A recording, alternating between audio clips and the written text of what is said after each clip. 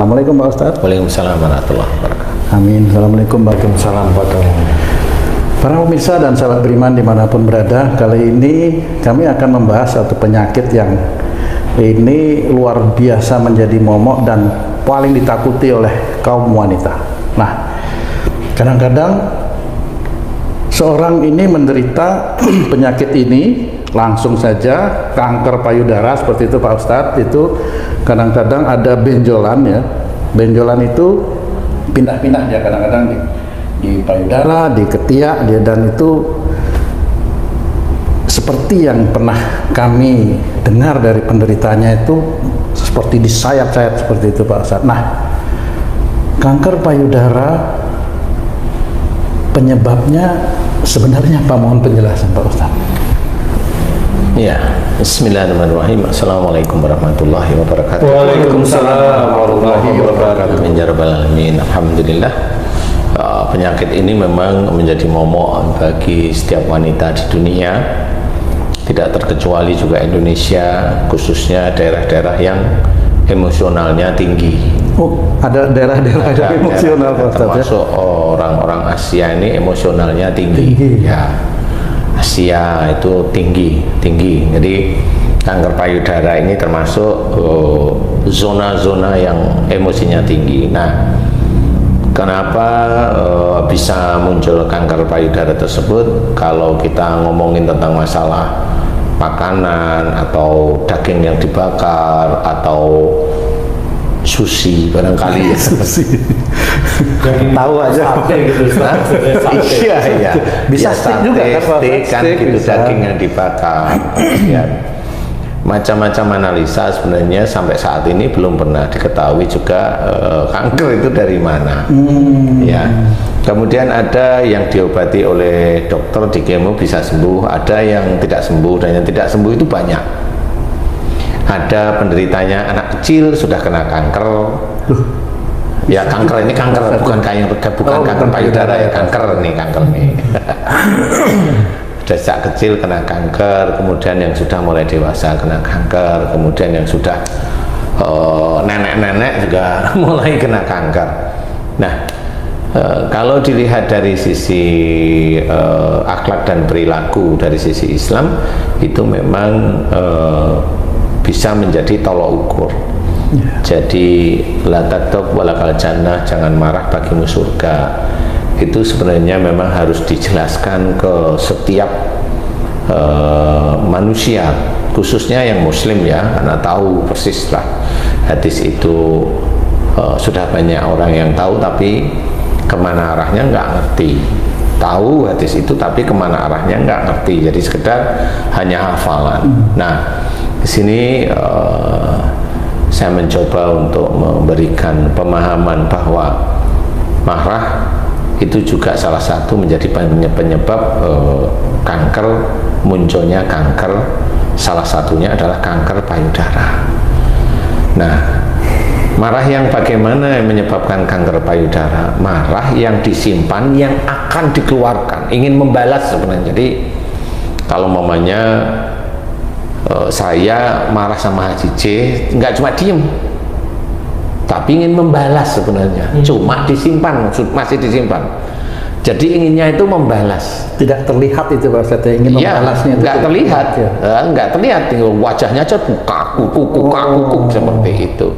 Nah, itu sebenarnya mau membalas, tetapi nggak dilakukan karena nanti kalau dibalas lebih hancur-hancuran lagi. Jadi dia pilih menyimpan marah tersebut, dan itu kalau dilakukan terus-menerus baik kepada orang tua maupun kepada pasangan, ya insya Allah itu munculnya kanker payudara. Di marah yang disimpan, marah yang akan dikeluarkan tapi disimpan. Umpamanya anak putri, mohon maaf nih, ini yang sering saya tangani nih. Anak putri ini maksudnya itu ya sudah dewasa tapi belum umur 45 tahun, umur 20-an ke atas. Ini mamanya tahu kalau ayahnya selingkuh mamanya. Nah, ini pemicu sebenarnya. Sehingga anak putri ini karena tahu ayahnya selingkuh, dia marah. Dan kalau lihat ayahnya marah itu muncul, tapi nggak bisa dikeluarkan. Karena menghormati orang tua seperti itu, Pak. Ya, dia mencoba untuk menghormati tetap ya, tapi ya nggak dimunculkan. Marahnya tetap ada gitu. Ya, marah tetap ada. Jika ketemu sama orang tua ada. Kemudian kalau orang tua ngomong nggak digubris, karena memang tahu ayahnya selingkuh. Nah, ini pemicunya, salah satu pemicu. Jadi anak di bawah umur 45 itu kalau kanker payudara, salah satu pemicunya itu. Atau lihat ibunya itu selingkuh, ninggalin ayahnya, sama prosesnya sama, dia mau marah sama ibunya, dia tahu, walaupun ayahnya tidak tahu, dia tahu karena pernah nguntit ibunya. nguntit loh ya, untung kamu nggak diguntit dulu ya. Ngeri. Ngeri sih. Apa tuh? Kankernya itu loh ngeri. Ini Ustaz, pas Ustaz, sama dengan yang masuk ke messenger saya tuh, 2 orang berbeda mengalami kanker payudara karena ketahuan suaminya yang satu kawin lagi, yang satu selingkuh. Kawinnya nggak baru aja kan? Lama Ustaz. Baru ketahuan dia. Itu dia menderita kanker payudara. Apakah solusinya seperti itu, Ustaz? Kalau analisa penyakitnya mirip. Ya, dia menyimpan marah kan gitu. Loh, tahu-tahu suaminya punya istri lagi, punya anak, gimana mau nggak marah kan gitu ya kalau orang ya. Ya akhirnya mau marah yang ngomong sih, tapi kan masih marah itu. Marah itu masih di setiap hari ketemu suaminya tidur situ tuh, waduh, kayaknya itu kalau lihat apa gitu tuh pengennya tuh motong aja. Pengennya kalau tidur itu kan bawa gunting atau bawa pisau gitu ya, tuh ya. Bawa silet kira-kira. Yang ngeri bawa silet. Lah ya itu, cutter sih kalau silet udah jarang sekarang. Makanya cutter. Ya. Jadi marah yang tersimpan berhari, berbulan-bulan ini memicu munculnya kanker payudara. Memicu seperti itu. Walaupun diawali dari suaminya menurut dia yang salah gitu ya. Tapi ya begitu. Akhirnya menguji. Suaminya dikatakan oleh, udah nikah aja, nanti ngomong belakangan. Tapi nggak sadar dia, padahal dia juga sayang sama istrinya. Nah, kalau istrinya kena kanker, kan diuji oleh Allah Ta'ala. Mau apa sekarang? Mau istrinya ditinggal? Kalau ditinggal, wong dia masih sayang kan gitu. Karena kalau nggak ditinggal, biayai gitu. Sama akhirnya. Biayai kankernya itu. Biayai kanker sama biayai yang di sana. Ya dua. Kan gitu. Biayai kalau sembuh. Iya loh, kanker itu kan sulit sembuh. Makanya kalau sulit sembuh. Ya, walaupun sebenarnya kanker itu kalau diawali dari marahnya dengan pasangan, insya Allah sih 50% itu insya Allah ya itu bisa sembuh. Oh, bisa sembuh. Insya Allah bisa sembuh kalau sama pasangan. Kalau apa? Pasangan. Sama pasangan. Maksudnya sama pasangan apa? Ya, pasangan itu sama suami istri itu mau sama marah sama suaminya gitu maksudnya. Kecuali orang tua ya. Ya kalau kecuali orang tua kan beda ya sih ya. Kalau dengan pasangan itu dengan suaminya maksudnya. Jadi insya Allah dari titik itu insya Allah masih ada kemungkinan sembuh seperti itu. Tapi tinggal dia marahnya masih nggak dengan suaminya, itu aja. Kalau ingin sembuh harus berhenti marahnya. Berhenti, berjanji sama Allah Ta'ala untuk tidak marah lagi dengan suaminya. Apapun bentuk kesalahan suaminya, serahkan sama Allah Ta'ala, maafkan, fa'fu anhu.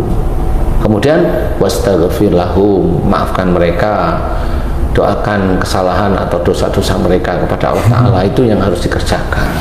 Masalahnya Ustaz, orang yang terkena kanker payudara ini ke dokternya udah masuk stadium minimal 3 Ustaz. Jarang yang dari awal tuh udah tahu dia kanker payudara gitu. Jadi untuk penyembuhannya sepertinya sulit gitu. Itu gimana mendeteksi awalnya Ustaz? Gimana? Saya nggak punya alatnya saya. Saya nggak punya alatnya Ji. Tetapi paling tidak itu pembelajaran dari agama kita kan mengajarkan baik. dari kecil kita itu sudah banyak makan pelajaran agama dari santren, kan gitu ya.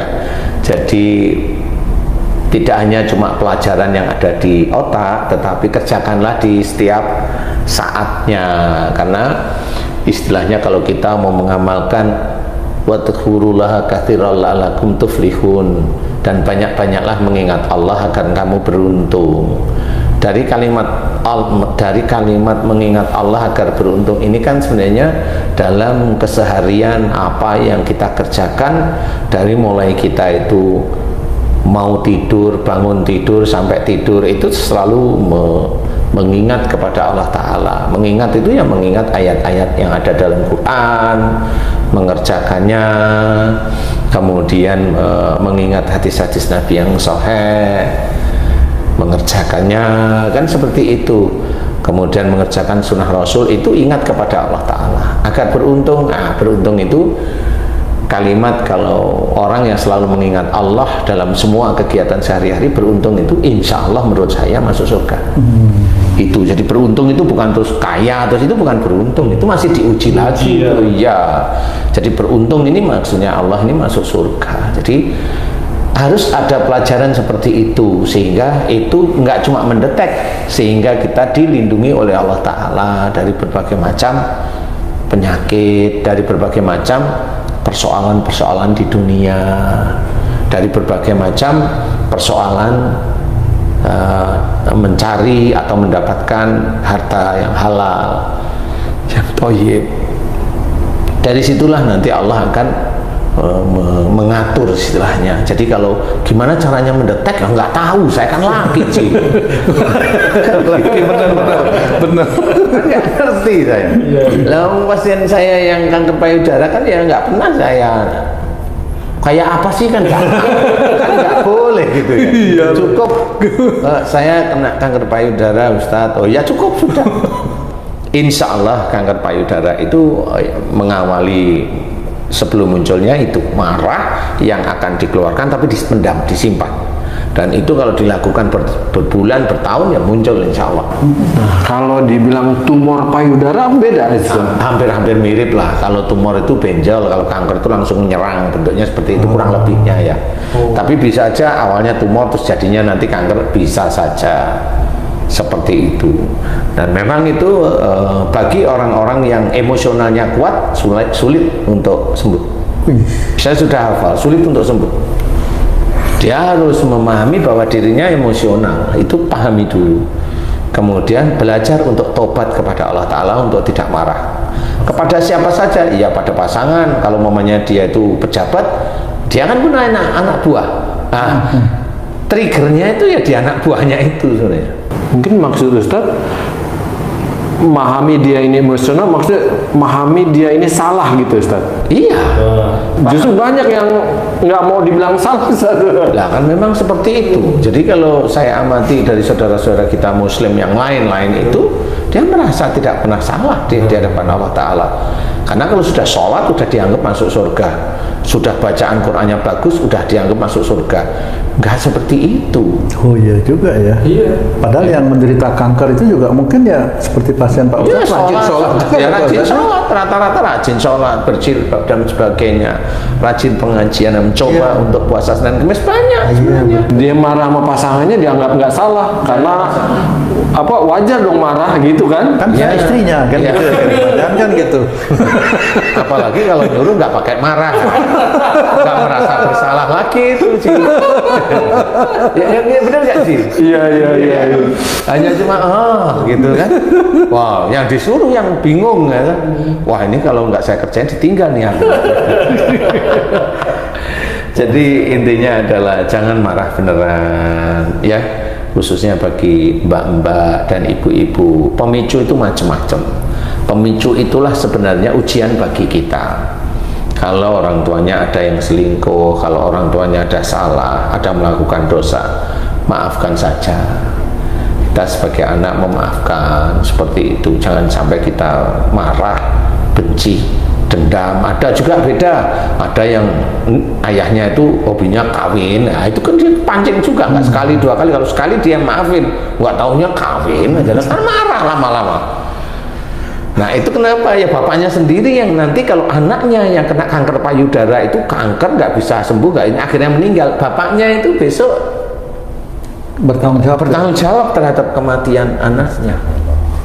Sebenarnya begitu. Jadi jangan hanya cuma berpikir tangan dan kaki menjadi saksi, enggak, itu kan dari kita sendiri. Nah kalau dari penyakit-penyakit yang muncul sehingga seorang itu melakukan dosa dari mana? Nah, kan ya dari apa yang dikerjakan sehari-hari itu.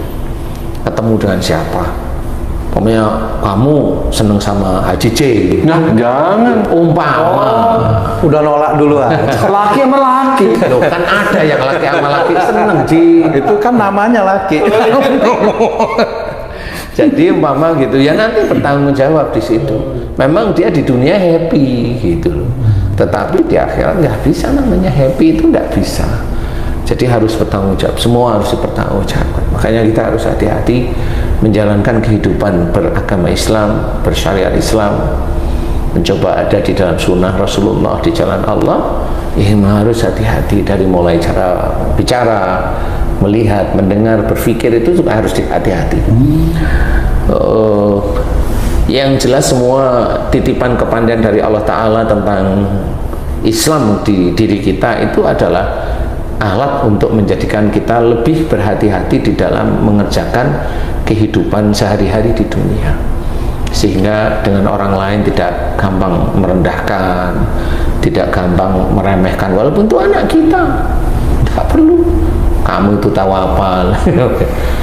Ngapain ngomong seperti itu, kan anaknya jadi jengkel. Lah kalau ditanya, lah ngapain aku dilahirkan, Pak? Itu gimana? Malah nuntut orang tua. Ya kan begitu. Nah itu sama, itu besok itu orang tua dan anak itu saling terkait untuk saling menjadi saksi di akhirat. Nggak bisa emang untuk main-main. Nah inilah cara hidup, bahwa penyakit itu ujian, iya ujian, tapi dicari kenapa kok munculnya penyakit. Oh itu keinginan Allah aja. Loh, berarti kamu menuduh Allah itu berbuat zalim karena kamu merasa tidak punya dosa. Kalau gitu tidak boleh seperti itu. Kamu masih manusia, masih banyak dosa yang kamu kerjakan sehari-hari. Kita manusia masih banyak kesalahan, mengejek saudara kita yang lain, merendahkan yang lain dan sebagainya. Nah ini yang harus kita sadari, belajar untuk tidak menyimpan marah yang akan dikeluarkan, disimpan terus-menerus berbulan-bulan, sehingga itu menjadi salah dan dosa di hadapan Allah Ta'ala. Kemudian kalau sudah cukup nisabnya, cukup takarannya, nah muncullah penyakit, yaitu kanker pada payudara. Kalau sampai ketiak, benjol, lengannya benjol, nah itu biasanya marah dengan pasangan atau orang tua yang berhubungan dengan pekerjaan. Bisa juga menyebabkan kanker itu, Pak Ustadz ya? Iya, bisa. Lah kalau mamanya kamu nyuruh istrimu tuh, nyuruh ngelakuin itu, nyuruh ngelakuin ini, kamu sendiri enggak ini, nyuruh nyalain, salah sedikit nyalain, lah kan marah lama-lama istrimu. Lah marah itu kan macam-macam, ada diem, ada yang nyemprot kamu gantian, kan gitu. Kebanyakan ya gitu. Kebanyakan bukan ya gitu, semprot-semprotan gitu. Nah, Pak Ustadz, apakah mungkin seorang yang menderita kanker payudara itu juga disebabkan karena sihir atau santet? Karena saya pernah ada temen ini, Pak Ustadz, ini istrinya kena kanker payudara, dia bilang kayaknya aku disihir sama selingkuhan suamiku gitu. Mungkin nggak itu, Pak? Enggak, salah enggak ya, dia marah aja dengan suaminya. Marah. Sihir itu insya Allah tidak bisa merusak organ, insya Allah nggak bisa. Sihir itu tidak bisa merusak organ, insya Allah selama ini yang saya amati nggak bisa. Tapi menyerang organ yang lemah. Ya, karena sihir itu akan dituntun oleh Allah Ta'ala pada titik lemahan orang itu sendiri, sehingga organ itu rusak. Organ itu bermasalah. Rusak itu enggak bermasalah, sakit yang enggak pernah sembuh. Tapi dicek nggak apa-apa gitu. Nggak apa-apa, itu kan bermasalah. Sehingga kalau dia udah bosan ke dokter, akhirnya dok udahlah apa yang mau dioperasi beneran sama dokter. Alhamdulillah. Jadi selama ini yang saya amati tidak. Kanker, kalau dokter udah bilang kanker stadium 3 udah betul itu insya Allah. Gitu. Kalau saya ya tinggal apa yang harus saya kerjakan, memberikan pengertian secara Islami, kemudian apa yang dikerjakan, taubat kepada Allah Ta'ala, minta maaf kepada pasangan atau orang tuanya, dan itu istiqomah terus menerus lakukan dan jangan diulangi lagi. Ya udah, itu aja. Insya Allah mudah-mudahan ya, kalau memang itu dengan pasangan, insya Allah mudah-mudahan mereda. Biasanya seperti itu, mereda. Tapi kalau dengan orang tua bisa sih insya Allah mereda, tapi nanti akan muncul lagi, karena orang tua itu kalau udah marah dengan orang tua kayak bom waktu, sekali waktu pasti meledak, stres gitu, seperti itu. Nah, ini mudah-mudahan ini bisa menjadi ilmu bagi sedulur beriman yang lain, agar belajar untuk menjaga diri kita itu tetap istiqomah dalam mengerjakan agama Islam. Amin. Ya, jangan berbuat buruk. Amin. Dilarang. Salah satu orang yang diizinkan oleh Allah Ta'ala masuk surga itu adalah orang yang beriman dan berbuat baik. Nah, berbuat baik inilah yang sehari-hari kita berikan kepada jamaah itu, memang untuk menuju ke arah surganya Allah. Insya Allah seperti itu. Insya Allah ini hanya doa saya aja. Amin. Wallahu a'lam. Baik, terima kasih banyak Pak Ustadz penjelasannya, Masya Allah luar biasa ini.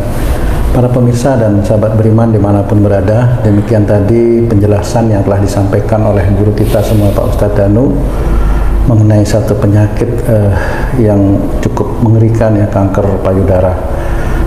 Semoga Allah senantiasa memberikan kemudahan kepada kita untuk menyelesaikan semua urusan-urusan dunia dan akhirat kita. Saya Tung pamit diri, kita jumpa di video kami yang lain. Assalamualaikum warahmatullahi wabarakatuh. Waalaikumsalam.